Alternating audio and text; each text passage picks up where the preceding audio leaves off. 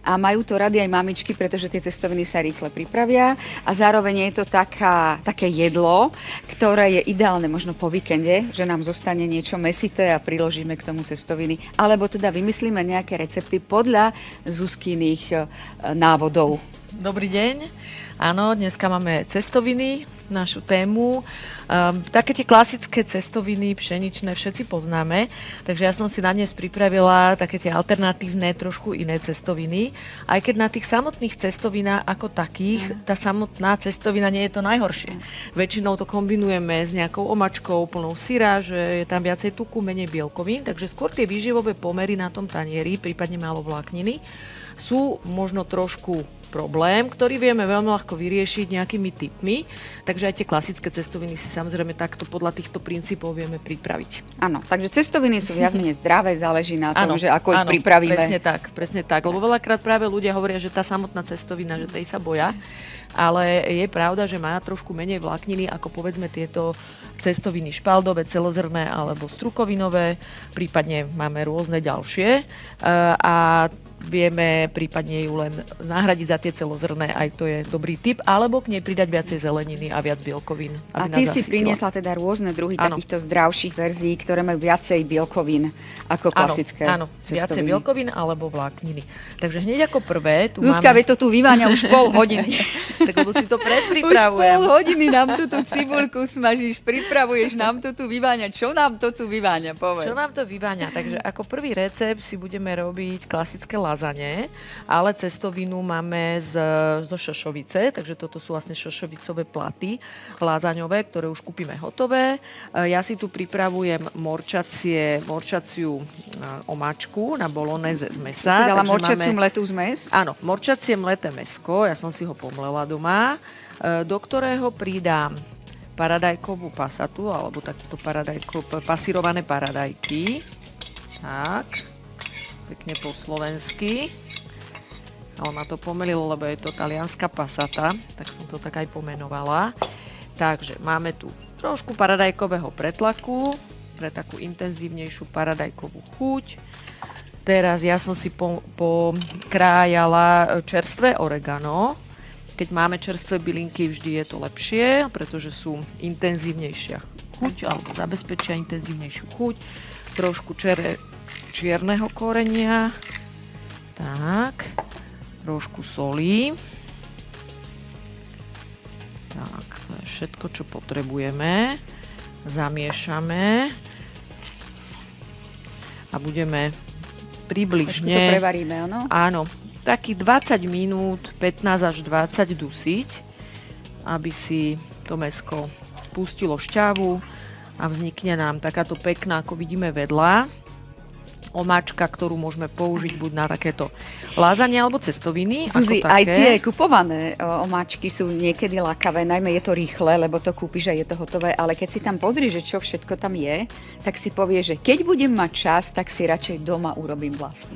Áno, a vidíme teraz napríklad, že v podstate tá omáčka už je hotová. Jediné, čo už je teraz chyba, je len, že ju budem ešte dusiť a to už si môžem robiť niečo iné doma. Takže je to naozaj veľmi jednoduché a je škoda si asi kupovať hotovú, keď sa to takto ľahko dá pripraviť aj na viac kľudne dní pre deti. Teraz si ideme pripraviť takú tú krémovú omáčku, lebo vždycky na tých bolonéze býva ešte taká tá biela krémová omáčka a nemusíme mať žiadny bešamel, ale ja tu mám cottage sír. Takže ideme si ho pripraviť z cottage síra. Tak teda to som zvedavá, že ako to bude chutiť z cottage sírom namiesto bešamelu. Tak, o ktorom tiež vieme, že má pekne kvalitné množstvo bielkovín. Máme tu rikotu, alebo existujú aj také proteínové krémové syry. Takže aj to je dobrý variant, keď chceme ešte zvýšiť množstvo bielkovín, pretože porcia takýchto cestovín môže mať až okolo 40-45 gramov bielkovín, keď to takto pripravíme. Ale zasa cottage má pomerne málo tuku, čo je dobre. Oproti klasickému syru. Áno. Máme tu dokonca cuketu, ktorú som si postruhala a ja som ju nehala 10 minút odstať, aby som mohla tú vodu dať preč, preto to nerobím na čerstvo, lebo tej vody by tam potom bolo veľa. Takže dáme tam aj cuketu. No a teraz pre chuť, buď to necháme tak, ako to je, alebo ešte máme variant, že do toho môžeme pridať trošku parmezánu. Ja dám aj trošku soli, čierneho korenia. A teraz nepotrebujeme toho parmezánu veľa, stačí nám naozaj že 20 gramov, takže ja ho tuto rýchlo postrúham, je to rýchle. Priamo teda do toho nášho bešamelu zdravého. Do toho nášho bešamelu, presne tak. Takže to nám úplne stačí, takáto troška. A zmixujeme a vznikne nám takáto zdravá omáčka. Môžeme ju použiť aj na iné druhy zapekaných jedál, ako je karfiol, brokolica. A tú cuketu si tam dala teda prečo? Len tak, aby tam bolo niečo, nejaká zelenina? Aby sa... Áno. Opäť zvýšenie vlákniny a krémovosti. Tá cuketa nám spraví taký pekný krém. Ono teraz máme pocit, že je to trošku riedke, ale my to aj trochu potrebujeme kvôli tomu, že tie pláty potrebujú sa vlastne uvariť. Takže trošku vodnaté to byť môže. A ideme nakladať? Ideme nakladať, ja som to chcela v tom vstupe stihnúť, takže preto som si to sa takto... Áno, to sa ti podarí určite, Zuzi. Tak pretlak? Ja trošku na spodok dám buď z tej pasaty, len som mu tam celú použila, alebo pretlak kvôli tomu, aby sa mi neprilepila ten spodok, hej, aby to ostalo pekne trochu vo vzduchu. Prvá vrstva bude... Ale prvú vrstvu si ešte dáme... Áno. Táto kotič. My dneska ten kotič budeme používať aj v ďalších receptoch, lebo to je... No ja som zvedavá, ja sa ťa potom opýtam, teraz sú také recepty v móde, že sa ten kotič len vyleje na plech a dá sa tam nejaká mozzarella, eventuálne vajíčko a upečie sa to. Hej, keď tam je vajíčko, to drží. plátky. Áno. Takže už môžeme dať plátky, ja dám takto 2. A teraz by sme mali s tým našim mäskom. Takže zoberiem to, ktoré je už pripravené.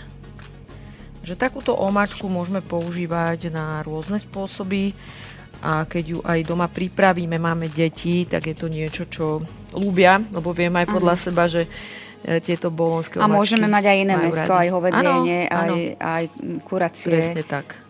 Vieme si ho aj doma pomleť, ak máme jednoduchý mlynček, to ja hovorím, že je dobrá vec mať doma mlynček na mäso. Takže máme. No a čo ďalej? Takže ideme opäť touto našou omáčkou. Čo je pri tom postupe dôležité? Že vždy teda na to mäso dáme omáčku a potom na to dáme pláty? A to je dobré, pretože potrebujeme trochu vodnatý povrch na tie cestoviny. Ešte sme tam niekde mohli a môžeme dať aj špenát. To je skôr na také oživenie, že si tam dáme špenátové lístky, ktoré aj pekne vyzerajú, keď sa potom tie lázane prekroja. Dobre, Zuzka, dajme tam teraz, ideme plátikovať. Ideme plátikovať. 1, 2. A zase máme mäsko a takto si to budeme vlastne vrstviť. To už je posledná vrstva. Dobre, zase, toto už je posledná vrstva, len som zvedavá potom, že čo ide na vrch. Na vrch potom dáme nakrájanú mozzarellu na také zapečenie. Ja tie lázanie najprv pečiem prikryté 20 minút a potom 10-15 minút odokryté, aby ostal ten vrch taký zlatohnedý. Akurát toto máš teda do tejto misky. Áno. Teraz dáme bešamel. Takže opäť môžeme dať túto našu bielú omáčku. Výborne. A ešte teda nakrájanú mozzarellu. A to stačí na vrchu tá mozzarella? Alebo tiež budeš dávať tento bešamel? Už nie. Už nám to stačí. Tak. Takže mohli by sme kľudne ísť ešte jednu vrstvu, ale nie je to potrebné. Výborne. Takže už nám len návrh chýba mozzarella. Tak a dáme tam. Iba ju natrháš? Nenatrháš? Pôjdem ju krájať, aby sme išla na celý ten povrch. Lebo to je teraz taký moderný spôsob narábania s tou mozzarellou, že aj keď je bafala, tak sa len tak na šklbe. Budeme mať aj bafalu dnes, tak to môžeme vyskúšať v tom poslednom vstupe. Výborne. Dobre. Zuzi, a už keď teda to ideme dať do tej rúry, tak si povedzme, že koľko stupňov?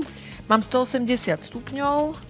Tak, a ešte si to potom prikryjem, lebo teraz tu nemám ten kryt na to, ale môžeme to kľudne keby sme boli doma, tak je to ideálne prikryť. Je to ideálne, alebo alobal. Áno. Si na to kľudne dať. Prikryť a potom po 15-20 minútach odokryť a dopiecť. Tak, 20 minút. Fú, perfektný recept. Jednoduchý. Jednoduchý, výborne. Tešíme sa aj na tie ďalšie, ale teraz sa tešíme na ďalší rozhovor.